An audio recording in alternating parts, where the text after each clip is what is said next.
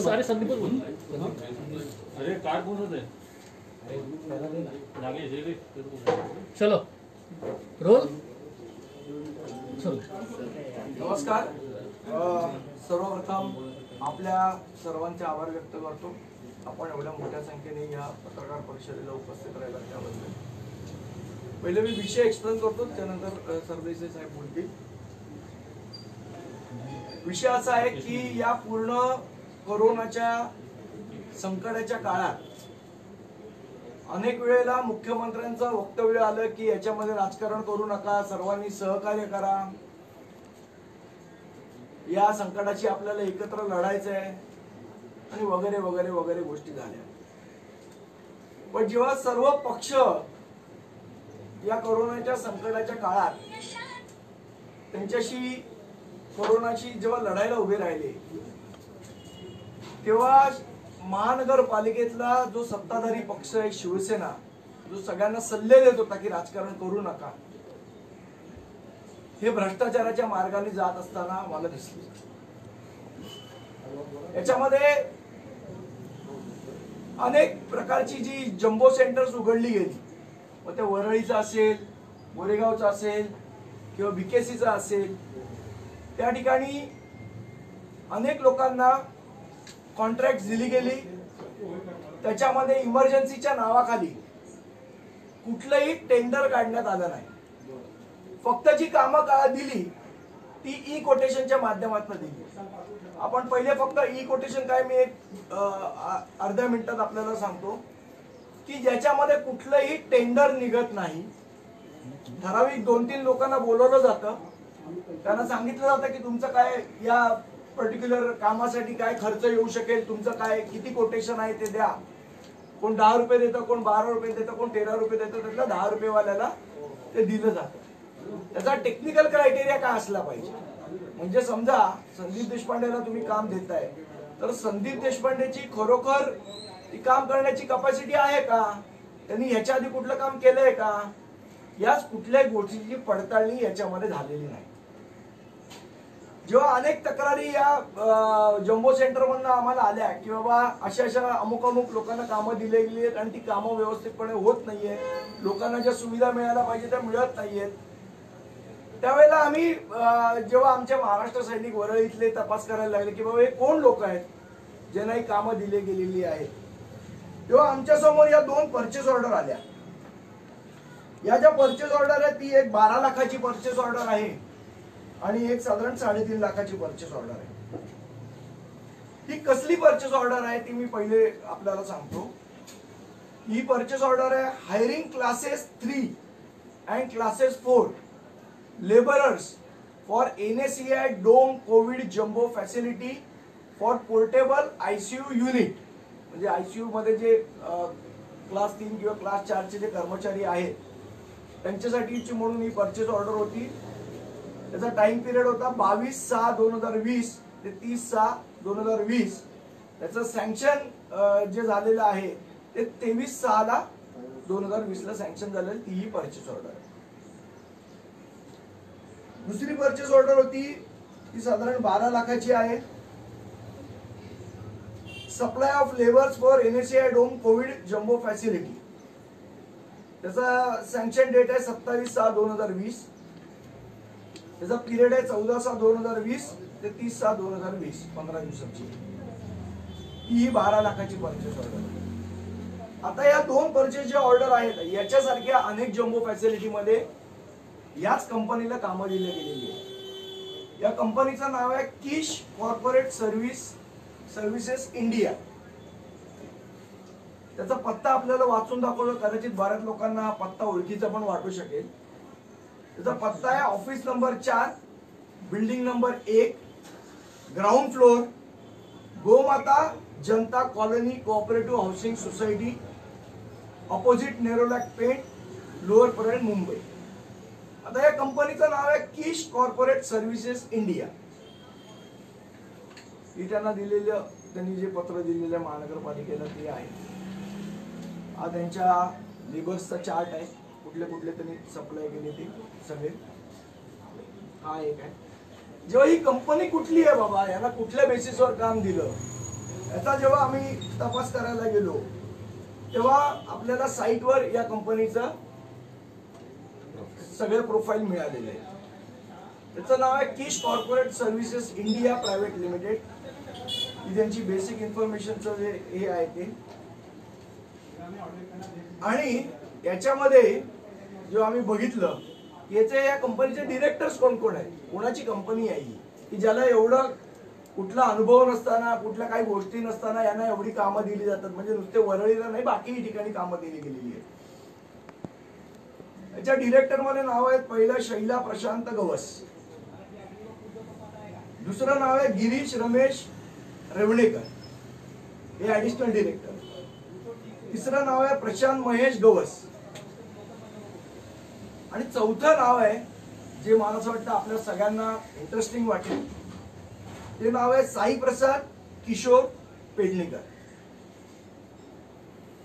आता हे कोण आहे ते मी सांगायची गरज नाही, तुम्हाला पूर्ण नाव त्यांचं वाचलेलं त्याच्यावर कळेल. आमचं असं म्हणणं आहे की या कोरोनाच्या काळामध्ये जो पैसा महानगरपालिकेने उपलब्ध करून दिला या सगळ्या कोरोना सेंटरला, हा पैसा आणि ही कामं ही आपापसात शिवसेनेने वाटून घेतली. त्यामधलाच हा एक भाग आहे की महापौरांनी स्वतःच्या कार्यालयाचा दुरुपयोग करून त्यांच्या मुलाला हे काम दिलं गेलेलं आहे. याच्यामध्ये कॉन्फ्लिक्ट ऑफ इंटरेस्ट ज्याला आपण म्हणतो, पदाचा गैरवापर आपण ज्याला म्हणतो, तो पदाचा गैरवापर करून स्वतःच्या मुलाला ही कामं दिलेली आहेत. लोकांना जेव्हा तुम्ही सांगताय राजकारण करू नका, कोरोनाची लढा करायचा आहे, त्यावेळेला आमचा असा प्रश्न आहे की राजकारण करू नका पण भ्रष्टाचार करा, असं जर शिवसेनेला म्हणायचं असेल तर निश्चितपणे त्याला महाराष्ट्र नवनिर्माण सेनेचा विरोध आहे, होता आणि राहणार. एका ठिकाणी लोकांची सेवा करायचं नाटक करायचं आणि दुसऱ्या ठिकाणी भ्रष्टाचार करायचा, आपल्याच लोकांना मागच्या दराने कामं मिळवून द्यायची, त्यातनं पैसे लाटायचे महानगरपालिकेचे, हे जर धंदे असतील तर याचा महानगरपालिका तीव्र शब्दात निषेध करते. आणि या सर्व प्रकरणाची नैतिक जबाबदारी घेऊन महापौरांनी त्वरित राजीनामा दिला पाहिजे अशी आमची मागणी.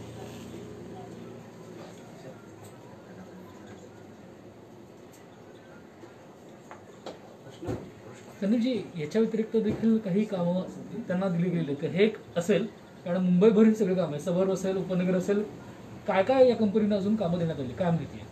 जी आमची माहिती आहे ती आतापर्यंत 2 परचेस ऑर्डर आलेले आहेत. याच्या व्यतिरिक्त जी आमची माहिती आहे पण आता कागद नाहीये की जे गोरेगावचं जो जम्बो सेंटर फॅसिलिटी आहे तिथे सुद्धा या कंपनीला कामं दिली गेलेली आहेत. प्लस जे छोट्या छोट्या एनजीओची कामं असतात जी 5 लाखाच्या आतली असतात ती बरीचशी कामं महापौरांनी स्वतःचं ऑफिस वापरून केलेली आहेत. मला असं वाटतं की अमाऊंट किती आहे याच्यापेक्षा ज्या पद्धतीने हे काम दिलं गेलेलं आहे हे जास्ती खेदजनक आहे, हे लोकांना फसवणारं आहे. आणि कोविडच्या नावावर झालेला हा भ्रष्टाचार महाराष्ट्रातली जनता, मुंबईतली जनता निश्चितपणे खपवून घेणार नाही. आणि याला वाचा फोडण्यासाठी म्हणून आज ही पत्रकार परिषद आम्ही घेतली. संदीपजी, आकडे आता खरं तर याआधी देखील आरोप झाले, घोटाळे झालेत म्हणून भाजपने देखील एक आरोप केला, विरोधी पक्षनेते असतील किंवा इतर सगळे, पण कागदोपत्री तुम्ही पहिल्यांदा हे सगळं समोर आणताय. राजीनाम्याची मागणी तुम्ही करतात, मात्र या संदर्भात काही गुन्हे दाखल करणं किंवा जो घोटाळे झाले आर्थिक गुन्हे या संदर्भातली तुमची पुढची भूमिका काय असेल? नाही, निश्चितपणे याच्या संदर्भातला पाठपुरावा आम्ही करू. आणि आमची विनंती आहे विरोधी पक्षाला सुद्धा, जो महानगरपालिकेत आहे, काँग्रेस सध्या विरोधी पक्ष नेता आहे, त्यांनी सभागृहामध्ये या गोष्टीचा जबाब विचारला पाहिजे. मला असं वाटतं आणि ज्या पद्धतीने भ्रष्टाचार होतोय, हा भ्रष्टाचार लपवण्यासाठी म्हणून सभागृह सुद्धा घेतलं जात नाही. आज 5 महिन्याच्या वर झाले, स्टँडिंग कमिटीची बैठक होत नाही, सभागृह होत नाही, कारण कोणी आम्हाला जाबच विचारू नये. ही जी कोरोनाच्या पार्श्वभूमीवर जी सुप्त हुकुमशाही चालू आहे ती हुकुमशाही मला असं वाटतं एक दिवस या आपल्या सगळ्यांना घेऊन घुटणार आहे. म्हणजे लोकांकडनं जबरदस्तीने बिलं वसूल करायची, इलेक्ट्रिसिटीची जास्ती बिलं लावायची, ती वसूल करायची आणि ते अशा प्रकारे लोकांचा जो पैसा आहे तो आपल्या स्वतःसाठी वापरायचा. आज तुम्ही आमच्यासमोर ही भूमिका मांडलेली आहे, याची रीतसर पोलिसांमध्ये तुम्ही तक्रार करणार आहात का? पुढचं तुमचं काय असेल? आम्ही याची महानगरपालिकेचे जे ऑडिट जनरल आहेत, MCA म्युन्सिपल ऑडिट लेखापरीक्षक त्यांच्याकडे आम्ही तक्रार करणार आहोत. तसंच लोकायुक्तांकडे आम्ही तक्रार करणार आहोत आणि मुख्यमंत्र्यांकडे पण तक्रार करू. त्याचा उपयोग होईल नाही होईल माहित नाही, पण मुख्यमंत्र्यांकडे पण निश्चितपणे आम्ही तक्रार करू. याला लागूनच मुख्यमंत्र्यांकडे तुम्ही तक्रार करतायत किंवा कायदेशीर प्रक्रिया देखील करतायत. मात्र सध्याचा विरोधी पक्ष भाजप यांनी या देखील अगोदर देखील या संदर्भातले आरोप केलेले आहेत. त्यांची तुम्ही किंवा राज्यपालांकडे या संदर्भात काही भूमिका करणार आहात का? कारण पुढच्या महिन्यात अधिवेशन आहे आणि जर अधिवेशनात हा मुद्दा उचलायचा असेल तर त्या आमचे आमदार श्री राजू पाटील यांच्याकडे ही माहिती आमची पोचलेली आहे आणि निश्चितपणे विधानसभेमध्ये या प्रश्नावर ते आवाज उठवतील आणि विरोधी पक्षाची त्याला साथ मिळेल अशी आम्हाला आशा आहे. संदीप, जर पुन्हा एकदा सांगाल की कशा पद्धतीने गैरमार्गाने महापौरांच्या चिरंजीवांना काम मिळाले? बघा, असं आहे की याच्यामध्ये कुठलंही टेंडर काढण्यात आलं नाही आणि जेव्हा तुम्ही टेंडर काढत नाही तेव्हा तुमची जबाबदारी बनते की 10, 15, 20 लोकांकडनं तुम्ही त्याचं माहिती घेतली पाहिजे की कोण कमी दरात देऊ शकतो, कोण योग्य दरात देऊ शकतो. आणि सरळ सरळ इथे दिसते की महापौरांच्याच मुलांना कसं काम मिळतं. संदीप देशपांडेला नाही मिळत, संतोष झुरीला नाही मिळत, देवेंद्रला नाही मिळत, पण महापौरांच्या मुलाला मिळतं. याच्यामध्ये दुसऱ्या कुठल्या काही सप्लाय करणारे लोकच नाही आहेत का? यांनाच का काम मिळालं? कुठल्या क्रायटेरिया लावले गेले की यांना काम देण्यासाठी? याचं कुठेही एक्सप्लेनेशन नाहीये. ही जी अग्रीमेंट आहे, तर कुठलंही टेंडर जर काढायचं असेल तर तुम्ही सरकारातली, मग ते महानगरपालिका असो किंवा राज्य सरकार असो, प्रक्रिया अशी असते की प्री क्वालिफिकेशन म्हणजे कोण कोण याच्यासाठी पात्र आहे ते पहिलं ठरवलं जातं. ते पात्र असण्यासाठी त्यांना काही वर्ष त्या कामाचा अनुभव असावा लागतो. इतर बरेच क्रायटेरिया असतात, ते दिले जातात. त्याच्यानंतर ते बंद लिफाफ्यामध्ये ती टेंडर मागवली जातात. त्याची ती उघडण्याची प्रक्रिया एक होते. त्याच्यानंतर त्याच्यामध्ये जो कोण लोएस असेल त्याच्याशी पुन्हा चर्चा होते, तो सगळ्या बाबतीमध्ये त्याच्यामध्ये परिपूर्ण आहे का हे केल्यानंतर ते टेंडर जो लोएस असेल त्याला दिलं जात असतं. पण या कोरोनाच्या काळामध्ये इमर्जन्सी या अखत्यारीमध्ये हे सगळ्या गोष्टी घेऊन मुळात त्या टेंडरच्या प्रक्रियेला बदल दिली गेली. आपल्या सोयीनुसार जे 2-3 कोणतरी त्याच्यामध्ये जे देऊ शकतील ती आपल्या सोयीचीच 2-3 नावं घेतली गेली. किंवा एकाला द्यायचं हे ठरलं असेल कदाचित आणि मग 2 नावं निव्वळ त्याच्याबरोबर शो करण्यासाठी दिली आणि तात्काळ त्याला दिलं गेलं. म्हणजे याच्यामध्ये कुठेही स्टँडिंग कमिटी किंवा कुठल्याही प्रकारच्या सगळ्या ज्या इतर प्रक्रिया असतात त्यांना फाटा दिला गेला इमर्जन्सी आणि कोविडच्या नावाखाली. आणि मग ज्याला द्यायचंय ते अगोदरच ठरलं होतं. ती केवळ एक छोटीशी तात्पुरती प्रक्रिया करून ते दिलं गेलं. अशा अनेक गोष्टीमध्ये झालेल्या आहेत. जसं समोर येतील तसं संदीप संतोष याच्यावरती भरपूर काम करतात. मधल्या काळामध्ये त्यांनी त्या बाकीच्या पिशव्या होत्या त्याच्यासाठी सुद्धा तुम्हाला दाखवलेलं आहे.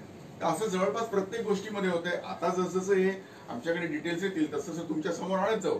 पण मुळामध्ये या पद्धतीने सगळीकडे चाललेलं आहे. जर सांगितलं की 2,000 रुपयाचा जो पंखा आहे त्याला तुम्ही भाडं देऊन तो कुठेतरी त्याची किंमत 15,000 पर्यंत देऊन ठेवायची. हे सगळा भ्रष्टाचार चाललाय. म्हणजे लोक तुम्हाला कोविडसाठी म्हणून राजकारण करू नका म्हणून गप्प आहेत, तर त्याचा अशा प्रकारे गैरफायदा घेतला जातो हे या कागदांवरून स्पष्ट होत आहे. रस्त्याची कामं असतील किंवा नालेसफाईची कामं असतील याच्याबद्दल स्पेसिफिक कंत्राटदार आहेत, लॉबी आहे असं नेहमी चर्चा असते. कोविडच्या निमित्ताने हे नवीन कार्टेल तयार झालंय का मुंबई मनपात? निश्चित. आणि नुसतं ह्या कामात नाहीये. जर आपण बघितलं असेल बीकेसीची जी जम्बो फॅसिलिटी तयार झाली तिथे कोणाला कॉन्ट्रॅक्ट दिलं? हॉस्पिटलचा कॉन्ट्रॅक्ट आपण कोणाला देतो? की ज्यांना हॉस्पिटलचा अनुभव आहे बांधण्याचा त्यांना देतो. त्याच्याऐवजी एका इव्हेंट मॅनेजमेंट कंपनीला काम देण्यात आलं जे फक्त फिल्मी लोकांचे इव्हेंट अरेंज करतात. आता फिल्मी लोकांची तुमचा काय संबंध आम्हाला माहित नाही, पण त्यांनाच कशी कामं देतात ही? त्याचाही खुलासा व्हायला पाहिजे की त्यांना कुठल्या क्रायटेरिया लावला, त्यांचा जुना अनुभव काय होता आयसीयू बेड तयार करण्याचा किंवा हॉस्पिटलसाठी काय इक्विपमेंट आहे याचा कुठले अनुभव नसताना एका इव्हेंट मॅनेजमेंट कंपनीला जी नट्यांचे शोज करते त्या इव्हेंट मॅनेजमेंट कंपनीला आपण हॉस्पिटलचं काम देतो. याच्यातच सगळं आलं. हा सगळा मनपाच्या दृष्टीने इव्हेंट आहे का? इव्हेंट नाही, हा भ्रष्टाचाराचा खूप मोठा एक रस्ता त्यांनी तयार केला आणि त्या रस्त्यावरनं चालले. कारण त्याच्यात तुम्ही म्हणालात की अनेक फॅसिलिटी मिळत नाहीयेत, त्या तक्रारी होत्या. काय काय तक्रारी त्या निमित्ताने? याच्यावर पुष्कळ तक्रारी होत्या लोकांच्या जेवणा खाण्याबद्दल. आज तुम्हाला सांगू का, इथे जी नॉर्थ मध्ये जे वनिता समाज आहे क्वारंटाईन सेंटर जे तयार केलेलं आहे तिथे 300 रुपयाला थाळी येते. आता ही कुठली थाळी आहे जी 300 रुपयाला विकत घेतली जाते? म्हणजे साधारण आपण बघतो 100-150 रुपयात चांगलं उत्तम जेवण मिळतं, तिथे 300 रुपये आपण देतोय. याचा अर्थ कुठेतरी कोणाचे तरी लागे बांधे आहेत. कसं झालंय की कोरोना हे जगावर आलेलं एक मोठं संकट आहे आणि त्याचा काही लोक गैरफायदा घेत आहेत की आता ह्याच्यामध्ये नवीन जे म्हणतात ते कॉन्ट्रॅक्ट घुसवतात आता आणि ते आपलेच. म्हणजे आता रस्त्यामध्ये तुम्ही विचारलेला प्रश्न होता की रस्ते आणि नाल्यांमध्ये जे कार्टल आहे ते, तसंच आता इकडे यांनी आपले नातेवाईक घुसून, म्हणजे आता कुठलं बीकेसीचं डोम असून दे नाहीतर रेस्कोर्स वस्तं असून दे, या लोकांनी त्याच्यामध्ये जी कामं दिलेली आहेत, मग ती कॉटची असून देत, फॅनची असून देत किंवा ते बांधायचं असून देत, याच्यामध्ये तर तुम्ही नीट चौकशी केली. कारण आमच्याकडे जे प्रूफ आहेत ते आम्ही दिलेले आहेत आता. पण ते जे प्रूफ आम्हाला मिळतील त्यावेळेला आम्ही दाखवून देऊ की हे त्यांच्याच नातेवाईकांना मिळालेले आहेत, त्यांच्याच मित्रांना मिळालेले आहेत. हे सगळे जे काही कॉन्ट्रॅक्ट आहेत कोविडचे, हे सगळे त्यांना मिळालेले आहेत आणि हा पूर्ण त्या लोकांनी कोविडचा, आमचा आरोप आहे की कोविडचा या लोकांनी गैरफायदा घेतलेला आहे. येस, मुंबईचा आकडा म्हणजे मुंबईचा मृत्यूदर सर्वाधिक जवळपास काल जी आकडेवारी समोर आली आहे 5.20 आणि हा आकडा गेल्या 4 महिन्यांपासून म्हणतात की आम्हाला 1 वर आणायचा किंवा आणायचा. या दरम्यान मुंबईतले होणारे हे सगळे भ्रष्टाचार, त्याची आकडेवारी टप्प्याटप्प्याने तुम्ही समोर आणताय. या संदर्भात श्वेतपत्रिका काढावी का? जे जे काही व्यवहार झाले, मुळात असं आहे की याच्यासाठी श्वेतपत्रिका आणि ह्या सगळ्या गोष्टीकडे मुळात पहिले सभागृह चालू झाले, स्थायी समितीची बैठक झाली पाहिजे. आज सभागृह चालू होत नाही, स्थायी समितीची बैठक. आता मला सांगा की जगभर सगळीकडे व्हिडिओ कॉन्फरन्सिंगवर होतोय. पंतप्रधान मुख्यमंत्र्यांची व्हिडिओ कॉन्फरन्सिंगवर बोलतात, मुख्यमंत्री मंत्रिमंडळाची बैठक व्हिडिओ कॉन्फरन्सिंगवर घेतात. मग नगरसेवकांचं सभागृह व्हिडिओ कॉन्फरन्सिंगवर का होऊ शकत नाही? स्थायी समितीची बैठक व्हिडिओ कॉन्फरन्सिंगवर का होऊ शकत नाही? याचं कारण आहे की आपण केलेला भ्रष्टाचार बाहेर यायला नको, त्याच्याबद्दल चर्चा व्हायला नको, त्याची कुठे वाच्यता व्हायला नको, याच्यासाठी म्हणून या मीटिंग टाळल्या जातात. असं आहे की आपण या कोविडच्या काळामध्ये जुनी म्हणून ती पुन्हा एकदा पुढे आली. त्याला आपण असं म्हणतो की संकटात संधी शोधतो. तरी चांगल्या अर्थाने अनेकांनी वापरली की अनेकांना नवीन परप्रांतीय निघून गेल्यानंतर नोकरीच्या संधी उपलब्ध झाल्या, कामाच्या संधी उपलब्ध झाल्या. यांनी या संकटामध्ये ही वेगळी संधी शोधली भ्रष्टाचार करण्याची. त्यामुळे हा एक पूर्णपणे वेगळा प्रकार आहे संकटातील संधी शोधण्याचा. तो एकदा लोकांसमोर येणं गरजेचं होतं. त्या निमित्ताने आज कागदपत्र सकट आलेला आहे. महापौर ज्यांचे आहेत त्यांचेच मुख्यमंत्री आहेत. तुमच्या या तक्रारीला तितपत दाद मिळेल असं तुम्हाला वाटतंय? आणि इतर पर्याय जे आहेत ते एकदा बघा, असं आहे की मुख्यमंत्री काय दाद देतील माहित नाही, पण आम्ही जनतेच्या दरबारात हे सगळं प्रकरण मांडतोय आणि जनता कोणाला धडा शिकवायचा, जनता सुज्ञ आहे आणि जनता धडा शिकवेल त्यांना. आणि आमचा सत्यमेव जयते विश्वास आहे. नितीनजी, एक दुसरा प्रश्न की काल सुप्रीम कोर्टात म्हणजे सीबीआय या सगळ्या जे काही सुशांत सिंग प्रकरण आहे त्याच्यामध्ये आलेलं आहे, त्यावरती मनसेची काय भूमिका किंवा काय सांगा? असं आहे की सुप्रीम कोर्टाने दिलेला हा निर्णय असल्यामुळे त्या निर्णयाचं अर्थातच स्वागत करणं बरोबर होतं. कारण आजही न्यायव्यवस्था संस्थेवरती सगळ्यांचा विश्वास आहे. त्यामुळे त्या सगळ्या प्रक्रियेमधून सीबीआयकडे तो तपास केलाय. त्यातून जे सत्य आहे ते योग्य वेळी बाहेर येईलच.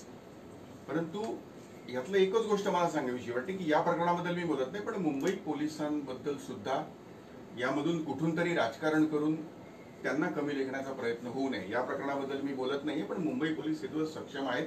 त्यांच्या एकंदरीतच मॉरलवरती कुठेतरी परिणाम होऊ नये याची काळजी मात्र आपण सगळ्यांनी त्याच वेळेला घेतली पाहिजे. बाकी ह्या प्रक्रियेमधून जे काही निघायचं ते निघेल. नाही, असं आहे की आरोप असा केला गेला भाजप असेल किंवा इतरांकडून की मुंबई पोलिसांना कोणी इन्स्ट्रक्शन्स बाहेरून देत होतं आणि त्याच्यामुळे ही सगळी केस प्रभावित झाली. आता याचा शोध नक्कीच आपण पत्रकारात आपण घ्यायला पाहिजे. त्यामुळे त्यांच्यावरती दबाव होता का, तर तो कोणाचा होता का, याचा नक्कीच आपण तपास करू शकता. पण त्यांना सरसकट सगळ्यांचंच मोरल ह्या प्रकरणापायी डाऊन होणार नाही याची आपण सगळ्यांनी काळजी थोडीशी घेऊया. पण बाकी ह्याच्यातून जे सत्य आहे ते बाहेर पडेल. मगाशी तुम्ही सांगितलं सत्य म्हणजे ते त्याच्यावरती विश्वास आमचा आहे. आदित्य ठाकरे यांच्या भोवती हे सगळं प्रकरण जे आहे ते हे केलं जात आहे, त्याकडे कसं बघतो? आता मी जसं तुम्हाला सांगितलं की तपासाअंती जे काय दिसेल, कारण आम्ही सुद्धा हे सगळं प्रकरण वृत्तपत्र आणि सगळ्या चॅनेल्सच्या माध्यमातूनच बघतोय. त्यामुळे खरं काय खोटं काय हे आता तरी काही कळण्यास मार्ग नाही. या सगळ्या चौकशीनंतर जे काय असेल ते बाहेर येईलच. त्याची आपण सगळ्यांनीच वाट बघणं गरजेचं आहे. धन्यवाद. आमची महत्वाची मागणी आहे की महापौरांनी राजीनामा दिला पाहिजे आणि तो आम्ही लावून धरणार. त्याकरता आम्ही सर्वतोपरी प्रयत्न आणि महापौरांनी याचं उत्तर दिलं पाहिजे. थोडी जरी तुम्ही जाब विचारला पाहिजे, विरोधी पक्षांनी जाब विचारला पाहिजे, सगळ्यांनी जाब विचारला पाहिजे. कारण हा शेवट लोकांचा पैसा आहे. संदीप फक्त एकच आहे, समजा साई प्रसादांचं तुम्ही याच्यात नाव दिसतंय कंत्राटामध्ये, त्यांना काही पूर्वानुभव आहे का या सगळ्याचा? काही तुम्हाला त्याची काही माहिती आहे का त्या कामाची? नाही, याचा पूर्वानुभव आहे नाही आहे, किंवा याच्या संदर्भात या कंपनीला आधी कुठलं काम मिळालं होतं का, याची महापालिकेनी शहानिशा करायला पाहिजे होती. त्यांनी शहानिशा न करता हे दिलेलं काम आहे. प्री क्वालिफिकेशन आणि पात्रता जी लागते, मगाशी मी उल्लेख केला, तो त्याच्यासाठीच लागतो. ते आहे का नाही आपल्याला कोणालाच काही कल्पना नाही याच्यामध्ये. याच्यामध्ये डायरेक्ट तुम्ही बोलवून अग्रीमेंट करताय, दुसऱ्या तिसऱ्या कोणाला काम न देता, याच्यातच सगळं आलं. आणि कॉन्फ्लिक्ट ऑफ इंटरेस्ट किंवा पदाचा गैरवापर ज्याला आपण म्हणतो, हा जयेंद्र हा सूर्य, एवढं स्पष्ट आहे ते.